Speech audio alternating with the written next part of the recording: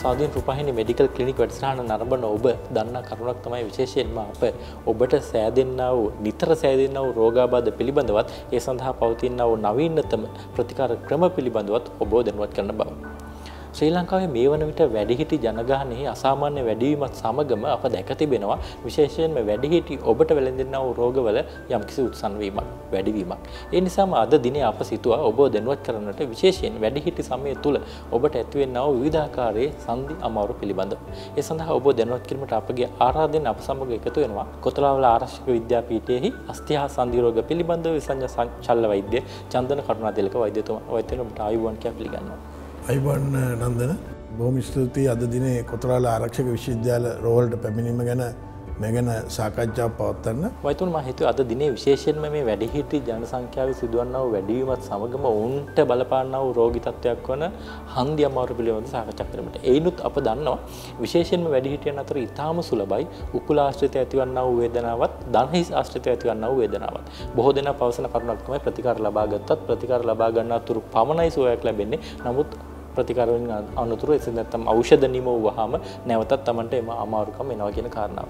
වෛද්‍යතුමනි අප ආරම්භ කරමු සාකච්ඡාව මෙතනින්. ඇයි මෙවැනි අමාරුකම් විශේෂයෙන්ම වැඩිහිටි සමය තුළ බහුල වන්නේ? දැන් ඇත්තටම කියනවා නන්දන මේක හන්දි ආශ්‍රිත රෝගාබාධ කියන එක ඇත්තටම වැඩිහිටි සමයේ අපිට දකින්න පුළුවන් සුලභම රෝගී තත්ත්වයක්. ඇත්තට මේ රෝගී තත්ත්වය නිසා අපේ වැඩිහිටි ජනතාව පුදුමාකාර විදියට ආබාධිත තත්ත්වයන් වලට පත් වෙනවා. ඒගොල්ලොන්ගේ ජීවන තත්ත්වයේ තෘප්තිමත් භාවය අඩු වෙනවා. ගොඩක් අයට විවිධාකාර බෙහෙත් වර්ග පාවිච්චි කරන්න සිද්ධ වෙනවා. මේකට ඇත්තටම හේතු කීපයක් තියෙනවා. එකක් තමයි අපි සමහරට අපේ උපතින් අපේ තියෙන ඥාන සැකස්ම මත අපගේ අස්ථි වල ක්ෂය වීමේ වේගය වැඩි වෙන්න පුළුවන්. එහෙම නැත්නම් සමහරට නොයෙකුත් රෝගාබාධ නිසා උදාහරණයක් වශයෙන් රුමටොයිඩ් ආතරයිටිස් කියන එක ඔබ බොහෝ දෙනෙක් දන්නවා. තරුණ වයේදී රුමටොයිඩ් ආතරයිටිස් හැදිලා තියෙනවා නම් වයසට යනකොට හන්දි වල ගෙවීමේ තත්ත්වය වැඩි වෙනවා. තව ඊට අමතරව අපි හිතමු තරුණ වයේදී විවිධාකාර අනතුරු වෙනවා. අනතුරු දණහිස් වලට උකුල් හන්දියට වැටීම් තුවාල ඒ නිසාත් වයසට යනකොට මේ හන්දි වල ක්ෂය වීම හන්දි වල ක්‍රියාකාරීත්වය අඩු වෙන්න පුළුවන්. ඊට අමතරව තව කොටසක් ඉන්නවා මේකේ තමන්ගේ ක්‍රියාකාරීත්වය නිසා අපි හිතමු එක දිගට හිටගෙන ඉන්න අය. ඊට අමතරව වෘත්තීමය ක්‍රීඩකයන් ඒ කියන්නේ පාපන්දු ක්‍රීඩකයන් ඊට අමතරව ටෙනිස් ක්‍රීඩකයන් බැඩ්මින්ටන් ක්‍රීඩා කරන අය ඒ වගේ අයගේ හන්දි වල ගෙවීම වැඩි. ඒ හින්දා මේ හන්දි ආශ්‍රිත ගෙවීමක් වෙනවා. ඇත්තටම මෙහිදී සිදුවන්නේ මේ හන්දි ආශ්‍රිතව තියෙනවා අස්ථි පටක තියෙනවා. ඒවට ඇතුලෙන් තියෙනවා මෘදු පටක අපි ඒවට කියනවා කාටිලේජ් කියලා. ඒවට එළියෙන් තියෙනවා හන්දි කවර. අපි ඒවට කියනවා ජොයින්ට් කැප්සියුල් කියලා. මේ කොටස් තුනේ සිදුවන වෙනස් වීම නිසා තමයි මේ හන්දි ආශ්‍රිත තත්ත්වයන් ඇති වෙන්නේ. ඉතින් ඇත්තටම කියනවා අපිට තරුණ වේදියා. තරුණ වේදියා කියන්නේ වැඩිහිටි තරුණ වේදියා. අවුරුදු 35 40 අතර වයස කාලේ වෙනකොට මේවා පටන් ගන්නවා ගොඩක් වෙලාට. උතර ඒ කාලේදී අපි මේ ගැන උනන්දුවක් දක්වනවා නම් මේ කාලේදී ඒ ගැන අපි උපදෙස් ලබා ගන්නවා නම් උතර අපේ තියෙන ප්‍රශ්න අඩු කරගෙන උදාහරණයක් වශයෙන් ඔබ ගොඩක් මහතෙක් කෙනෙක් නම් උතර ඔබේ බර අඩු කරගෙන ඔබේ හන්දි වල දණහිස් වලට තියෙන බලපෑම අඩු කර ගන්න පුළුවන්. සමහරට ඔබේ ඉරියව් වෙනස් වෙන්න පුළුවන්. දැන් උදාහරණයක් වශයෙන් මේ දවස්වල ගොඩාක් අය පැමිණෙනවා මේ කොන්දේ කැක්කුමත් එක්ක මොකද මේ දවස්වල යන ඔන්ලයින් වැඩ නිසා ගෙවල් වල ඉඳන් ගොඩක් අය වැඩ කරන්නේ කම්පියුටරේ ඉන්නකොට ඇඳේ හාන්සිලා කරන්නේ ඒ හින්දා මේ කොන්දේ කැක්කුම උකුලේ කැක්කුම දණහිස් කැක්කුම ඒවට එනවා. ඒතකොට ඔබගේ ඒ වයසේදී ඔබ පැමිණෙනවා ඔබගේ ඉරියව් නිවැරදි කරගන්න පුළුවන්. ඊට අමතරව හන්දි වල ක්‍රියාකාරීත්වය මේ අස්ථි මතම විතරක් නෙවෙයි රඳා පවතින්නේ. හන්දි වල ක්‍රියාකාරීත්වයෙන් 80%ක් 90ක් විතර ප්‍රමාණයක් මේ වටේ තියෙන මාංශ පේශි වලින් සිදු කරනවා. උදේ මේ මාංශ පේශි ශක්තිමත් කිරීම. උදාහරණයක් වශයෙන් බෞද්ධ චිකිත්සක ප්‍රතිකාර මගින් ව්‍යායාම මගින් අපිට එදිනදා කරන බොහොම සුළු ක්‍රියාවලියකින් මේ හන්දි ආශ්‍රිත මාංශ පේශි ශක්තිමත් කරන්න පුළුවන්. ඒ මගින් අපේ මේ හන්දි වල ක්‍රියාකාරීත්වය පවත්වා ගන්න පුළුවන්. ඉතින් දැන් ඔබ ඇහුවා වගේ මේ හන්දි ආශ්‍රිතව මේ වයසත් එක්ක එන කැක්කුම විශේෂයෙන්ම දණහිස් හන්දිය, උකුල් හන්දිය සහ උරහිස් හන්දිය තමයි මේකේ ප්‍රධානම ප්‍රශ්න තියෙන්නේ. මොකද අපි දන්නවා දණහිස් හන්දියේ වේදනාව ආවොත් අපි දන්නවා ඇවිද ගන්න අමාරුයි. ඊට අමතරව මේ දණහිස් හන්දිය ගෙවීම වැඩි වුණොත්, එක පැත්ත කොටස් ගෙවීම වැඩි වුණොත් හන්දිය ඇදවීම සිද්ධ වෙනවා. ඊට අමතරව උකුල් හන්දියේ වේදනාව ඇවිල්ලා ආතරයිටිස් තත්ත්වයක් මතුවුණොත් උකුල් හන්දියේ ක්‍රියාකාරීත්වය අඩු වෙනවා. එතකොටත් අපිට ඇවිද ගන්න අමාරුයි, නිදන්න අපහසුයි, වාඩි වෙන්න අපහසුයි. ඊළඟට උරහිස් හන්දියේ ක්‍රියාකාරීත්වය අඩු වුණාම කොණ්ඩේ පීරන්න, එතකොට කෑම කන්න, ඒ වගේ දිනදා ක්‍රියාකාරීත්වයන් පව අඩු වෙනවා. එතකොට මේවා අපි මේ අවස්ථාවල විවිධාකාර වූ තාක්ෂණික ක්‍රම භාවිතා කරලා අඳුනාගෙන සමහර විට සරල එක්ස්රේ පරීක්ෂණයකින් රුධිර පරීක්ෂණ වලින් අපි තීරණය කරනවා මේ හන්දිය ගෙවීම සිද්ධ වෙලා තියෙන මේ හේතුව මත කියලා. ඔතන ඊට පස්සේ ඒ අනුව අදාළ ප්‍රතිකාර ක්‍රම සිද්ධ කරනවා. ඔයතුමනි දැන් ඔබ සඳහන් කළ කරුණකට මම අවධානය යොමු කරන්නට කැමතියි, විශේෂයෙන්ම දැන් බර අඩු කිරීම, එසේ නැත්නම් මාංශ පේශි ශක්තිමත් කිරීම කියන කාරණා ඔස්සේ අපට පුළුවන් යම් තාක් දුරකට මේ හන්දි වලට සිදුවන්නා වූ බලපෑම අඩු කිරීම තුළින් දීර්ඝකාලීනව හන්දි වල වේදනාව යම් ප්‍රමාණයකට අඩු කර ගන්නට. නමුත් ඖෂධ හෝ මෙවැනි ක්‍රම වලට අමතරව ඇතැම් විට අප දන්නවා ඊට එහා ගිය ප්‍රතිකාර ක්‍රම වලට, විශේෂයෙන්ම ශල්‍ය වෛද්‍ය විද්‍යාව ආශ්‍රිත ප්‍රතිකාර ක්‍රම වලටත් අපට බොහෝ විට යාම සිදු වෙනවා වර්තමානයේ වන විට. අපි මේ ප්‍රතිකාර ක්‍රම පිළිබඳව තවදුරටත් සාකච්ඡා කරමු. ඇත්තරම නන්දන කියනවා නම් දැන් මේ ප්‍රතිකාරකම අපි කරන්න ඕන ප්‍රතිකාරය තීරණය වෙන්නේ ඒ අදාළ පුද්ගලයාගේ අවශ්‍යතාවය මත. ඔතන මේ පුද්ගලයාගේ අපි හිතමු අවුරුදු 70ක් වයස පුද්ගලෙක් ඉන්නවා. මේ පුද්ගලයාට අවශ්‍යතාවය එදිනදා මෙයාට දනිස් සමාරුව තියෙනවා. ඔතන මේ දනිස් සමාරුව තියෙනකොට මෙයාගේ අවශ්‍යතාවය අපි අහනවා ඔබගේ අවශ්‍යතාවය මොකද? මෙයාට ඕනේ එදිනදා හොඳට ඇවිදලා පන්සලකට ගිහිල්ලා එළියේ ඇවිදලා යාගේ එදිනදා මේ ජීවිතයේ සඳහා කාලේ සතුටින් විවේකීව ගත කරන්න. උතර යාගේ අවශ්‍යතාවයට මෙයාට හොඳට ක්‍රියා කරන හන්දි ක්‍රියාත්මක වීමක් අවශ්‍යයි. තව එක්කෙනෙක් ඉන්න පුළුවන් නෑ මට එහෙම ඕනේ නෑ මට ගේ ඇතුළේ විතරක් ඇවිදලා කරලා හිටියම ඇති. උතර එයාගේ අපි රෝගී තත්ත්වය කළමනාකරන ක්‍රමවේදය වෙනස්.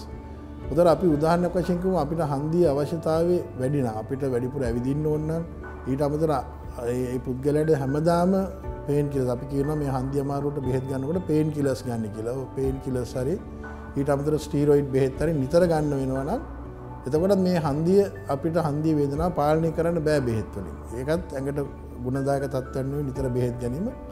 අන්න ඒ වගේ අවස්ථාවල අපි යාට නිර්දේශ කරනවා නැවත කෘත්‍රිම හන්දියක් ප්‍රතිස්ථාපනය කිරීමට කරන්න ඕනේ කියන එක. උතන මේකට විවිධ හන්දි වර්ග තියෙනවා. ඊට අමතරව තව කොටසක් ඉන්නවා මේ ආබාධිත තත්ත්වයන් තියෙනවා. ඔබ දැකලා ඇති වයසට යනකොට කකුල් වල හැඩය වෙනස් වෙලා ඇවිද ගන්න බෑ, විකලාංග තත්ත්වයටපත් වෙනවා. ඒ අවස්ථාවේදීත් අපි කියනවා මේ හන්දිය නැවත ප්‍රතිස්ථාපනය කරන්න ඕනේ කියලා කෘත්‍රිම හන්දියක් මගින්. ඔතන මේ සඳහා අලුත් විවිධාකාර වූ ක්‍රම වර්ග තියෙනවා. ඔතන එක එක පුද්ගලයාගේ රෝගියාගේ රෝගී තත්ත්වය අනුව එයාගේ තියෙන අනිත් රෝගී තත්ත්ව මත අපි දන්නවා වයසට යනකොට මේ හන්දිය අමාරුවට අමතරව තියෙනවා අධික රුධිර පීඩනය, ඊට පස්සේ දියවැඩියා වැනි රෝගී තත්ත්වයන් ඒවා පාලනය කරලා අපි යාට නිර්දේශ කරනවා මේ අපි නැවත මේක කෘත්‍රිම හන්දියක් කරනවා කියලා. අපි ඉංග්‍රීසියෙන් කියනවා ජොයින්ට් රීප්ලේස්මන්ට් කියලා. ඔතන මේකෙදි මේ අපි හන්දි ප්‍රතිස්ථාපනය කරනකොට දනිස් හන්දිය, උකුල් හන්දිය, උරහිස් හන්දිය වගේ හන්දි නැවත අලුතෙන් දාන්න පුළුවන්. මේවා ඇත්තටම කියනවා නම් මේ හන්දි හදලා තියෙන්නේ ටයිටේනියම්, නිකල්, කෝබෝල්ට් වගේ මෙටල් වර්ග එකතු කරලා ඊට අමතරව ඇතුළෙන් ප්ලාස්ටික් ලයින් එකක් උඩ තමයි මේ හන්දි වැඩ කරන්නේ.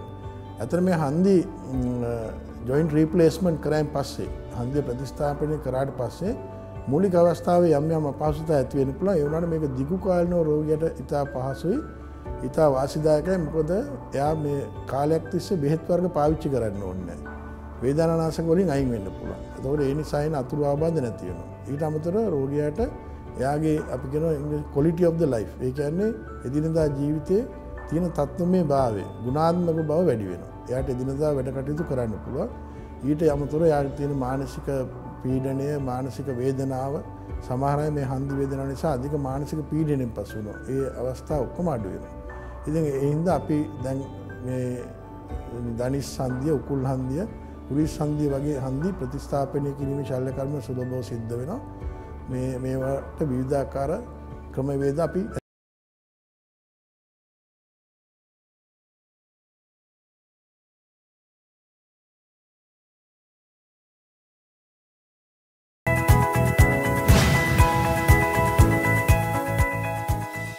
වැඩසටහන නරඹන වැඩිහිටිය ඔබට මා දන්නවා විශේෂයෙන්ම හන්දි අමාරුවක් සෑදෙනවා නම් අපි හිතමු දණහිසේ අමාරුවක් කිය බොහෝ විට ඕන් කියන්නේ දණහිස දෙකම රිදෙනවා කියන්නේ. දැන් මෙවැනි අවස්ථාවක අපි ජොයින්ට් රිප්ලේස්මන්ට් එසෙත් නැත්නම් හන්දියක් ප්‍රතිස්ථාපනය කරන අවස්ථාවක ඕන්ට තෝරා ගැනීමට සිදු වෙනවා තමන්ගේ එක දණහිසක් ඒ වෙනට රිප්ලේස්මන්ට් කිරීමකට යනවා. එසෙත් නැත්නම් දණහිස් දෙකම එකවර අලුතින් අපි සඳහන් කරන අලුතෙන් කෘත්‍රිමව දමා ගැනීමක් සිදු කරනවාද මේ කියන්නේ බරපතල කාරණාව. ඔයතුමනි දැන් අපගේ ශල්‍ය කර්ම කිරීමේ හැකියාව කෙසේද? මේ සංදි දෙකම එකවර ප්‍රතිස්ථාපනය කිරීමේ හැකියාව කෙසේද? ඇත්තටම කියනවා නන්දන දැන් මේ හන්දි අමාරුව හැදෙනකොට වයසත් එක්ක ගොඩාක් වෙලාට හන්දි දෙකේම කැක්කුම එනවා. දෙකේම ආබාධිත තත්ත්වය ඇති වෙනවා. විශේෂයෙන් අපි තුම අනතුරක් වෙලා ඇරුණම අනිත් ස්වභාවික අවස්ථාවේදී ස්වභාවික වැඩි වියපත් වීමත් සමග ගොඩක් වෙලාට හන්දි දෙකේම වේදනාව තියෙනවා. හන්දි දෙකේම එකම ආබාධිත තත්ත්වය තියෙනවා. එතකොට අපි එක හන්දියක් ප්‍රතිස්ථාපනය කරත් ගොඩක් වෙලාට ඒ රෝගියාට ඇවිදින්න අමාරුයි. අර වේදනාව තියෙන සාමාන්‍ය ස්වභාවික හන්දිය නිසා. ඒ නිසා මේකට ප්‍රතිකර්මයක් විදිහට දැන් කොතලාල ආරක්ෂක විශ්වවිද්‍යාලවල අපි ගොඩක් වෙලාට හන්දි දෙකම ආබාධිත නම් අපි කරන්නේ හන්දි දෙකම ප්‍රතිස්ථාපනය කරනවා එකම ශල්‍ය කර්මයකදී එකම දවසකදී. මේක සාමාන්‍ය පැය 6ක් 7ක් විතර යන ශල්‍ය කර්මයක්. මම හිතන්නේ ලංකාවේ රාජ්‍ය රෝහල් ගත්තම මේ කොතලාල ආරක්ෂක විශ්වවිද්‍යාලය තමයි මේකම රෝහල මේ හන්දි දෙකම එකම සාරේ ප්‍රතිස්ථාපනය කරන. මේ මගින් ගොඩක් රෝගියාට පහසුවක් සිද්ධ වෙනවා. එකක් ව්‍යායාම කිරීම, එකම වේදනානාශක පාවිච්චි කරන්න වෙන එක කාලයකට ඊළඟට මේ ඖෂධ අවශ්‍යතාවයත් බොහොම සීමා සහිත වෙනවා. ඒතකොට රෝගියාගේ අපි කියන රීහැබිලිටේෂන් ඒ කියන්නේ පුනරුත්ථාපන කටයුතු ඉතා වේගයෙන් සිද්ධ වෙනවා. රෝගියාට සාමාන්‍ය ස්වභාවික වැඩ කටයුතු තත්ත්වයට සති 3ක් 4ක් අතර කාලයකදී පත් වෙන්න පුළුවන්. එහෙනම් ඊටාම ඒක සාර්ථක දෙයක්. ඊට අමතරව මෙම රෝලේම අපි උකුල් හන්දි දෙකමත් එක සැරේ ප්‍රතිස්ථාපනය කරනවා. විශේෂයෙන්ම රුමටොයිඩ් ආතරයිටිස් වැනි රෝගී තත්ත්වයන් නිසා ආබාධිත උකුල් හන්දි ආශ්‍රිත අය ගොඩක් වෙලාට උකුල් හන්දි දෙකම සවුත් වෙලා තියෙනවා. ඒ වගේ අවස්ථාවල අපි උකුල් හන්දි දෙකමත් එකම අවස්ථාවේ ප්‍රතිස්ථාපනය කරනවා. ඒ සඳහා අපේ රෝලේ ඉතා නවීන ශල්‍යාගාර පහසුකම් අනිකුත් උපකරණ පහසුකම් තියෙනවා. ඒ ඉතා ගොඩක් වෙලාට රෝගීන්ට සමහර රෝගීන්ට ඉතා නොමිලේම මේ ශල්‍ය කර්මය කරගන්න පුළුවන්. සමහර අවස්ථාවල රෝගීන් පොරොත්තු දෙකෙන් පිට කරගන්නවා නම් පුද්ගලික ප්‍රතිකාර විදියට ගෙවීමේ පදනම මත ශල්‍ය කර්මය කරගන්නත් පුළුවන්. වෛද්‍යතුමා මම කැමති දැන් තවත් රෝගී තත්ත්වයකට අපගේ අවධානය යොමු කරන්නට විශේෂයෙන්ම අප දන්න මේ වැඩිහිටි ප්‍රජාව තුළ ඉතා බහුලව දැකිය හැකි තවත් අස්තිවල කැඩීමක් තමයි උකුල් හන්දිය ආශ්‍රිතව ඇතිවන්නා වූ කැඩීම. අපි වෛද්‍ය විද්‍යාත්මකව හඳුන්වනවා මේ නෙක් ඔෆ් ෆීමර් ෆ්‍රැක්චර් කියා. මෙයත් සුලභව දැකිය හැකි තත්ත්වයක්. දැන් එවැනි අවස්ථාවක ඇතිවීමට බලපන්නා වූ හේතු සහ එවැනි අවස්ථාවක අප අනුගමනය කරන්නා වූ නවීන ප්‍රතිකාර ක්‍රම පිළිබඳව අප වැඩසටහන තුළදී දැනුවත් කිරීමක් කරමු. අපි මේ කතා කරා මේ ලංකාවේ වැඩිහිටි ජනගහනය ඉතා වේගෙන් වැඩි වෙනවා. ඇත්තටම ලෝකේ තියෙන වැඩිහිටි ජනගහනය ඉතා වේගෙන් වර්ධනය වෙන එක රටක් තමයි ශ්‍රී ලංකාව කියන්නේ. ඉතින් අපේ මේ වැඩිහිටි ජනගහනය වැඩි වීමත් සමග ඇත්තටම තරුණ පරපුරත් ගෙවල් වල නැහැ. ඒ කියන්නේ වැඩිහිටි ජනතාවගේ ළමයි ගෙවල් නැහැ. ගොඩක් වෙලාට මේ වැඩිහිටියෝ තනියෙන් ඉන්නේ. මේ තනියෙන් ඉන්නවත් එක්ක සුලභව දකින්න පුළුවන් මේ උකුල් හන්දිය ආශ්‍රිතව ඇති වෙන අස්ථි බිඳීම. මේක අද ඇත්තටම කියනවා සමාජ ආර්ථික ප්‍රශ්නයක් මේ රටේ. මොකද වැඩිහිටි අය ඉතා විශාල කොටසක් ඉන්න උකුල් හන්දිය කැඩෙන අය. ඒ කැඩෙන අයගේ මේගොල්ලෝ ශල්‍ය කර්ම කරන්න රෝහල් වල තියෙන ශල්‍යගාර පහසුකම් ඊළඟට මානව සම්පත් ප්‍රශ්න නිසා ශල්‍ය කර්ම කරන්න පරක්කු වෙනවා. උදර අපේ ගොඩක් වෙලාට සමහර වෙලාට ගොඩක් අය මම හිතන්නේ ජනගහනයේ ඒ අනතුරු ලක් වෙන අයගෙන් 50% විතර කොටස ශල්‍ය කර්ම මග අරිනවා. මේකේ අවසාන ප්‍රතිඵලය තමයි මේගොල්ලන්ට ඇවිදින්න කරන්න බෑ. එක තැනක ඉන්නේ මේ වැඩිහිටි අය. ඒතකොට ඒගොල්ලෝ වෙනත් සංකුලතා ඇති වෙලා උදාහරණ වශයෙන් පපු එසෙම නියුමෝනියාව රුධිර කැට ගැසීම වැනි සංකුලතා ඇති වෙලා ඒගොල්ලෝ කලින්ම මිය යාම සිද්ධ වෙන්න පුළුවන්.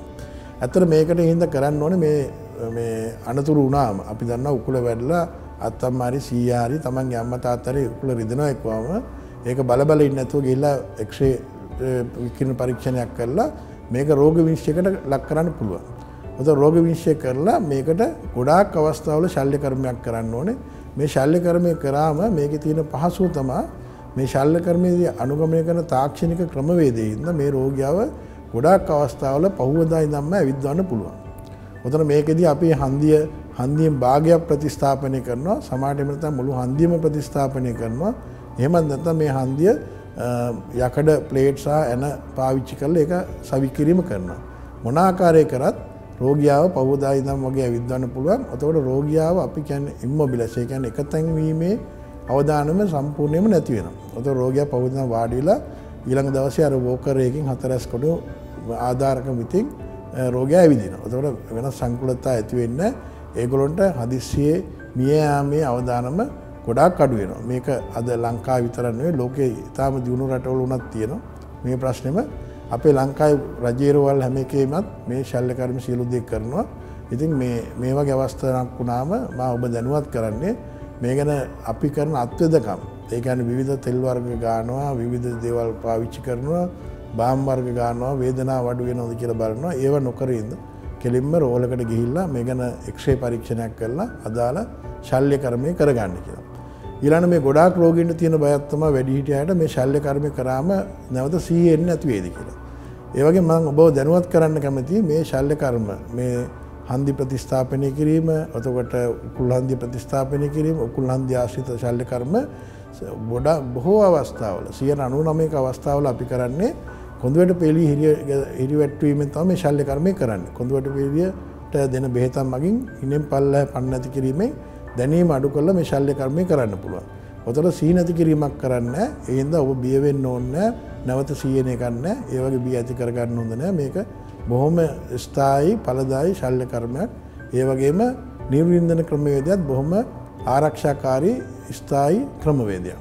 ඉතින් මේට අමතරව මම ඔබට දැනුවත් කරන්න කැමතියි අපි මේ සඳහා පාවිච්චි කරන විවිධාකාර හන්දි වර්ග තියෙනවා. දැන් මේ ඔබ දකින්නේ මේ ධනිස් හන්දියක්. ධනිස් හන්දිය මේ උඩ කොටස, මේ ධනිස් හන්දිය ඇතුළත කොටස, මේ මැද තියෙන ලයිනර් එක, මේ ප්ලාස්ටික් ලයිනර් එක උඩ තමයි මේ හන්දිය දුවන්නේ. ඊළඟට මේ ඔබ දකින්නේ උකුල් හන්දියක්. උකුල් හන්දියත් අපි උකුල් හන්දිය කොටස් කීපයකට කරනවා. මේම පෙන්නන කොටසෙන් වෙන්නේ මේක ඇවිල්ලා උකුල් හන්දියෙන් භාගයක් ප්‍රතිස්ථාපනය කිරීමේදී පාවිච්චි කරන දෙයක්. ඊළඟ එහෙම නැත්නම් මේ විදිහට අපිට උකුල් හන්දිය සම්පූර්ණයෙන් ප්‍රතිස්ථාපනය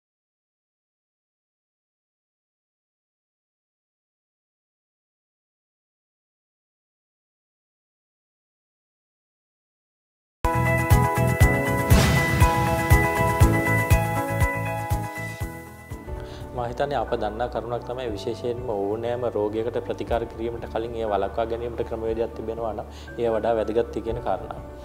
බොහෝ විට මේ neck of femur fractures නැත්නම් උකුල් සංධිය ආශ්‍රිතව ඇතිවන්නා වූ කැඩීම ඇතිවන්නට ප්‍රධානම හේතුව ලෙස අප හඳුනාගෙන තිබෙන්නේ හදිස්සි අවස්ථාවක ඇතිවන්නා වූ ඇදවැටීම. ඔයතුන් මා කැමතිද දැන් මෙම ඇදවැටීම් පාලනය කිරීමෙන් මෙම රෝගයට ගොදුරු වීමේ අවදානම අඩු කර ගැනීමට යම් ක්‍රමවේදයක් තිබෙනවද කියන කාරණාව. ඇත්තටම නන්දන මේක බොහොම වැදගත්. මේ ඇත්තට මේ උකුල් හන්දිය ආශ්‍රිත වැටීම් මේ වැඩි වී සිදුවෙන අස්ථි බිඳියාම් බොහොමයක් අපිට පාලනය කරගන්න පුළුවන්. අපි ඒ ගැන දැනුවත් වෙලා මේ ගැන ක්‍රියාමාර්ගයක් ගන්නවා නම් අපි ඇත්තටම කියනවා නම් මේ වැඩිහිටියන් ගැන අපි ටිකක් සැලකිලිමත් වෙලා වැඩිහිටියෙක් එයාගේ අලුත් පරිසරයක ඉන්නවා නම් අපි හිතමු තමන්ගේ අම්මා තාත්තා ඉන්න පරිසරයේ කාමරය වෙනස් වුණොත් අපි දැනුවත් වෙන්න ඕනේ මේ අම්මා තාත්තා කොහොමද රැයට හදිසියට වැසිකිළියට යන්නේ, හදිසියේ ලයිට් එකක් දාගන්නේ කොහොමද, එයා වැටෙන්න පුළුවන් මොනවාද කාමරයේ තියෙන, ඒ වගේ දේවල් ගැන ක්‍රියාමාර්ගයක් ගන්න ඕනේ.